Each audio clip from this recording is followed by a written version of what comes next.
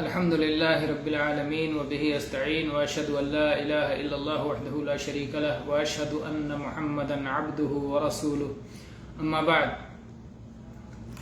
جمعہ کے دن صلاۃ فجر میں رسول اللہ صلی اللہ علیہ وسلم 2 سورتیں پڑھا کرتے تھے جن کا ذکر حدیث میں آیا ہے.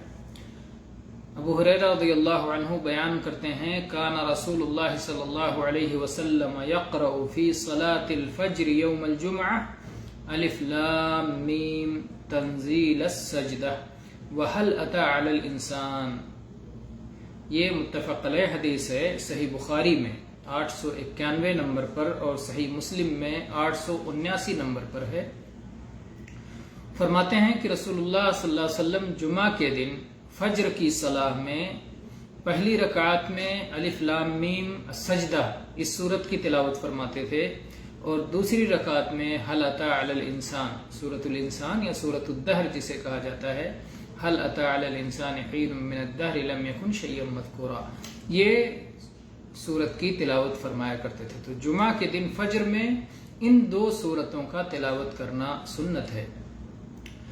جو پہلی صورت ہے الف لام میم تنزیل السجدہ اس میں سجدے والی آیت آتی ہے. تو بہت سارے لوگ یہ سمجھتے ہیں کہ جمعہ کے دن اگر کوئی ایسی صورت تلاوت کر لی جائے کہ جس میں سجدہ آئے تو وہ بھی سنت ہو جائے گا. جمعہ کی فجر کو ایک سجدے مزید دے کر کے اس کو فضیلت دی گئی ہے.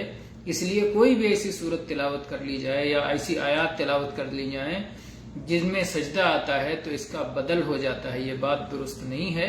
نبی کریم صلی اللہ علیہ وسلم نے ایسی کوئی بات نہیں فرمائی ہے اور یہ ایسا استنباط یا ایسی تعلیل ہے جس کی کوئی واضح دلیل موجود نہیں ہے.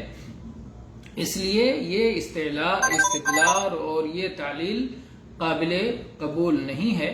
بلکہ صحیح بات یہ ہے کہ الف لام میم تنزیل السجدہ اسی صورت کو پڑھنا سنت ہے اور اسی طرح سے سورہ دوسری رکعت میں هل اتى علی الانسان اس کو پڑھنا سنت ہے. یعنی نبی صلی اللہ علیہ وسلم سے جو چیز جس طرح ثابت ہے اسی طرح سے سنت ہے. واللہ تعالی اعلم والحمد للہ رب العالمین وصلی اللہ علی نبینا وسلم.